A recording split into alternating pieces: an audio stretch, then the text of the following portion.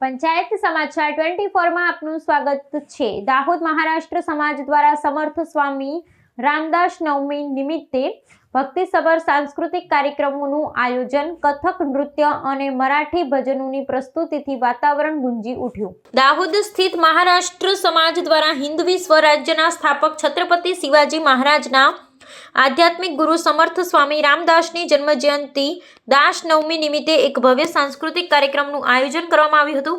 ભારતીય સંસ્કૃતિ અને મરાઠી પરંપરાને ઉજાગર કરતા આ કાર્યક્રમમાં કલા અને ભક્તિનો ત્રિવેણી સંગમ જોવા મળ્યો હતો, જેમાં સમાજના અગ્રણીઓ તથા નગરજનોએ ઉત્સાહભેર ભાગ લીધો હતો।